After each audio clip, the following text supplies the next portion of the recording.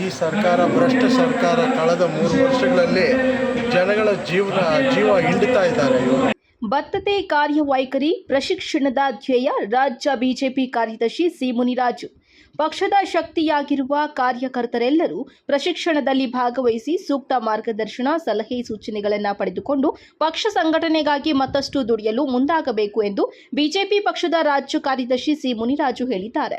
ಪಟ್ಟಣದ ಹೊರವಲಯದ ಆರ್ಎಸ್ ಕಲ್ಯಾಣ ಮಂಟಪದಲ್ಲಿ ತಾಲೂಕು ಭಾರತೀಯ ಜನತಾ ಪಕ್ಷದ ವತಿಯಿಂದ ಗುರುವಾರ ಹಮ್ಮಿಕೊಂಡಿದ್ದ ಪಂಡಿತ್ ದೀನ್ ದಯಾಳ್ ಮಂಡಲ ಮಠದ ಪ್ರಶಿಕ್ಷಣ ಮಹಾ ಅಭಿಯಾನ ಕಾರ್ಯಕ್ರಮಕ್ಕೆ ಚಾಲನೆ ನೀಡಿ ಮಾತನಾಡಿದ್ದಾರೆ. ಬಿಜೆಪಿ ಇತರ ರಾಜಕೀಯ ಪಕ್ಷಗಳಿಂದ ಭಿನ್ನವಾಗಿದೆ. ನಮ್ಮ ಪಕ್ಷದಲ್ಲಿ ವ್ಯಕ್ತಿ ನಿರ್ಮಾಣದಿಂದ ಸಂಘಟನೆ ನಿರ್ಮಾಣ ನಡೆಸಲಾಗುತ್ತಿದೆ. ರಾಷ್ಟ್ರೀಯ, ಅಂತಾರಾಷ್ಟ್ರೀಯ ನರೇಟಿವ್ಗಳ ಕುರಿತು ಜಾಗೃತಿ ಮೂಡಿಸುವ ಉದ್ದೇಶ ಪ್ರಶಿಕ್ಷಣದ್ದು ಎಂದು ತಿಳಿಸಿದ್ದಾರೆ. ಒಟ್ಟು 8 ಅಂಶಗಳ ಮೂಲಕ ಪ್ರಶಿಕ್ಷಣ ನಡೆಸಲಾಗುತ್ತಿದೆ ಎಂದರು. ಮಾಜಿ ಬಿಜೆಪಿ ಪಕ್ಷದ ಜಿಲ್ಲಾಧ್ಯಕ್ಷ ಪಿ ರಾಮಲಿಂಗಪ್ಪ ಮಾತನಾಡಿ, ರಾಷ್ಟ್ರೀಯ ಮಟ್ಟದಲ್ಲಿ ಬಿಜೆಪಿ ಇಂದು ಅಗಾಧವಾಗಿ ಬೆಳೆಯಲು ಕಾರ್ಯಕರ್ತರ ಶ್ರಮ ಅಪಾರವಾದದ್ದು. ಕಾರ್ಯಕರ್ತರೇ ಪಕ್ಷಕ್ಕೆ ಆಧಾರ ಸ್ತಂಭ. ಪ್ರಶಿಕ್ಷಣಾ ವರ್ಗದಿಂದ ಪಕ್ಷದ ಸಂಘಟನೆ ಮತ್ತಷ್ಟು ಬಲಿಷ್ಠವಾಗಲಿದೆ ಎಂದು ಹೇಳಿದ್ದಾರೆ.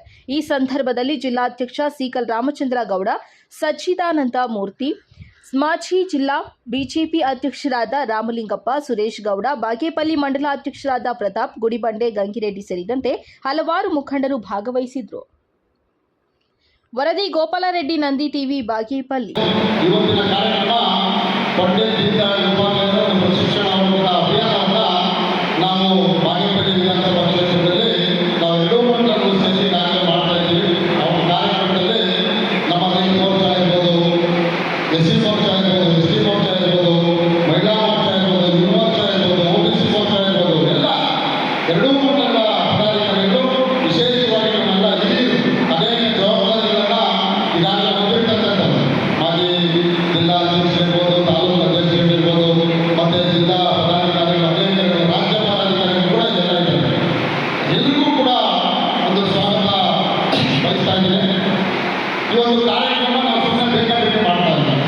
ಈ ಒಂದು ಕಾರ್ಯಕ್ರಮ ನಮ್ಮ ಒಂದು ಪಕ್ಷವನ್ನು ಯಾವ ರೀತಿ ದೇಶದಲ್ಲಿ ಸಂಘಟನೆ ಮಾಡಬೇಕು, ಪಕ್ಷದ ನಿಷ್ಠೆ ಯಾವ ರೀತಿ ಇರಬೇಕು, ಒಂದು ಸೀಟಿಂದಲೂ ಗೆದ್ದಿದ್ದರಲ್ಲೂ ಪಕ್ಷ ಕಟ್ಕೊಂಡಿರ್ತಕ್ಕಂಥ ಸಂದರ್ಭ ಅನೇಕ ಬಾರಿ ಎಲ್ಲೂ ಕೂಡ ಅನೇಕರು ಕಷ್ಟಪಟ್ಟು ಬ್ಲಾಕ್ ಕಟ್ಟುವಂಥ ನಿಟ್ಟಿನಲ್ಲಿ ಕೆಲಸ ಮಾಡಬೇಕು. ಈಗಾಗಲೇ ಕೃಷ್ಣಮ್ಮ ಹೇಳ್ತಾ ಇದ್ದಾರೆ, 96 ಎಲೆಕ್ಷನ್ ಇದ್ದಾಗ ಯಾವುದೋ ಒಂದು ಒಂದೇ ಬೋರ್ಡ್ ಹಾಕಿದ್ರು, ಅವ್ರ ಮನೆಯಲ್ಲಿ ಇಂಟಿ ಕೂಡ ಹಾಕಿರಲಿಲ್ಲ ಅಂತ ಕೂಡ ಹೇಳಿದ್ರು. ಅಂತ ಒಂದು ಕಷ್ಟಕಾಲದಲ್ಲೂ ಪಕ್ಷ ಕಟ್ಟಿದ್ದಾರೆ. ಅದನ್ನು ಈ ಒಂದು ಬೆಳವಣಿಗೆ ಇವತ್ತು 63,000 ಮತಗಳನ್ನು ನನಗೆ ಕೊಡುವಂಥ ಮಟ್ಟದಲ್ಲಿ ಪಕ್ಷವನ್ನು ಬೆಳೆಸಲು ಎಲ್ಲರಿಗೂ ಕೂಡ ಅಭಿನಂದನೆಗಳನ್ನು ನಾನು ತಿಳಿಸ್ತಾ ಇದ್ದೀನಿ. ಇದನ್ನ ನಾವು ಒಂದು ಲಕ್ಷ್ಯಕ್ಕೆ ಚಾಲಿಸಬೇಕು. ಮುಂದೆ ಬರ್ತಕ್ಕಂಥ ದಿನಗಳಲ್ಲಿ ನಾವು ಭಾರತೀಯ ಜನತಾ ಪಕ್ಷ ಅಂದರೆ ನಾವು ಬಾಗೇಪಲ್ಲಿ ವಿಧಾನಸಭಾ ಕ್ಷೇತ್ರದಲ್ಲಿ ಒಂದು ರಾಜ್ಯದಲ್ಲಿ ಮಾದರಿಯಾಗಿದೆ. ನಾವೆಲ್ಲ ಗೊಂದಲ ಇಟ್ಕೊಳ್ಳೋದು ಬೇಡ. ಪಕ್ಷದ ನಿಷ್ಠೆ ಇದೆ. ಮುಂದೆ ತೀರ್ಮಾನ ಮಾಡೋದು ಬಿಡೋದು ಹೈಕಮಾಂಡ್ ಈಗಾಗಲೇ ದಾವಣಗೆರೆ ಜಿಲ್ಲಾ ಎಲೆಕ್ಷನ್ನು, ದಾವಣಗೆರೆ ನಡೀತಿರೋ ಎಲೆಕ್ಷನ್ ಉದಾಹರಣೆ ಇದೆ. ಯಾರು ಬೇಕಾದ್ರೂ ತೀರ್ಮಾನ ಕೊಡ್ಬೋದು. ನಿಮ್ಮಲ್ಲಿ ಇರ್ತಕ್ಕಂಥ ನಮಗೂ ಕೊಡ್ಬೋದು, ನಿಮಗೂ ಕೊಡ್ಬೋದು, ಯಾರೋ ಕೊಡ್ಬೋದು. ಅದನ್ನ ಇವತ್ತು ಅವೆಲ್ಲ ಬೇರೆಯವರೆಲ್ಲ ಸಂಘಟನೆ ಮಾಡಿದ್ರೆ ಮಾತ್ರ ಗೆಲ್ಲಕ್ಕಾಗುತ್ತೆ. ಆ ಗೆಲ್ಲಬೇಕಂದ್ರೆ ಈ ಥರ ಪ್ರಶಿಕ್ಷಣ ವರ್ಗಗಳು ಭಾರತೀಯ ಜನತಾ ಪಕ್ಷದ ಮಾತ್ರ ನಡೆಯೋದು.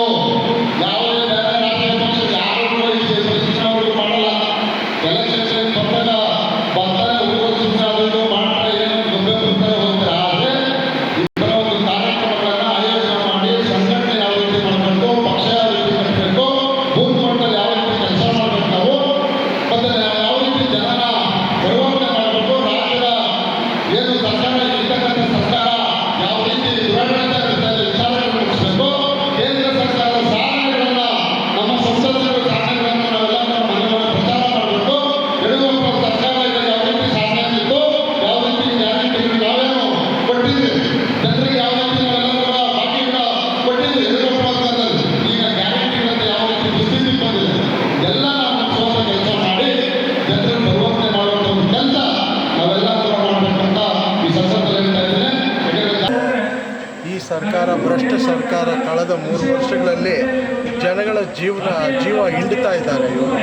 ಇವ್ರು ನೋಡಿ, ನೀವು ಪ್ರಾಪರ್ಟಿ ರಿಜಿಸ್ಟ್ರೇಷನ್ ಫೀಸ್ ಜಾಸ್ತಿ ಮಾಡಿದ್ರು, ಡೀಸೆಲ್ ಪೆಟ್ರೋಲ್ ಬೆಲೆ ಜಾಸ್ತಿ ಮಾಡಿದ್ರು, ಅದಾದಮೇಲೆ ಬಸ್ಸಿನ ದರ ಜಾಸ್ತಿ ಮಾಡಿದ್ರು, ಎಲೆಕ್ಟ್ರಿಸಿಟಿ ಜಾಸ್ತಿ ಮಾಡಿದ್ರು, ವಾಟರ್ ಬಿಲ್ ಜಾಸ್ತಿ ಮಾಡಿದ್ರು. ಯಾವುದು ಕಡಿಮೆ ಮಾಡಿದ್ದಾರೆ ಅಂತ ಹೇಳಿ ಯಾವುದು ಜಾಸ್ತಿ, ಎಲ್ಲ ಜಾಸ್ತಿಯನ್ನೇ ಮಾಡ್ಕೊಂಡು ಬಂದಿದ್ದಾರೆ. ನೋಡಿ, ಇವತ್ತು ಯುದ್ಧದಂತಹ ಪರಿಸ್ಥಿತಿಯಲ್ಲೂ ಕೂಡ ನರೇಂದ್ರ ಮೋದಿಯವರ ನೇತೃತ್ವದ ಕೇಂದ್ರ ಸರ್ಕಾರ ಇವತ್ತು ಡೀಸೆಲ್ ಮೇಲೆ 10 ರೂಪಾಯಿ ಒಂದು ಲೀಟ್ರಿಗೆ ಕಡಿಮೆ ಮಾಡಿದೆ. ಇವತ್ತು ನಮ್ಮ ದೇಶದಲ್ಲಿ ಇವತ್ತು ಪೆಟ್ರೋಲ್ ಬೆಲೆ 100-110 ರೂಪಾಯಿ ಇದ್ರೂ ಕೂಡ ಬೇರೆ ಇವಾಗ ಪಾಕಿಸ್ತಾನದಲ್ಲಾಗಲಿ ಬೇರೆ ರಾಷ್ಟ್ರಗಳಲ್ಲಿ ಇವತ್ತು 300ಕ್ಕೆ ಮೇಲ್ ಕೂಡ ಕೊಡ್ತಾ ಇದ್ದಾರೆ. ಇವತ್ತು ನಮ್ಮ ದೇಶ ಒಳ್ಳೆಯ ಒಂದು ಸುಭದ್ರವಾಗಿ ಒಳ್ಳೆಯ ಒಬ್ಬ ಆಡಳಿತಗಾರ ನಡೆಸ್ತಾ ಇರೋದ್ರಿಂದ ಇವತ್ತು ನಮ್ಮ ದೇಶ ಸುರಕ್ಷಿತವಾಗಿದೆ, ಎಲ್ಲವೂ ಕೂಡ ಒಂದು ಕಂಟ್ರೋಲಲ್ಲಿದೆ ಅಂತ ನಾನು ಹೇಳಲಿಕ್ಕೆ ಇಚ್ಛೆಪಡ್ತೀನಿ.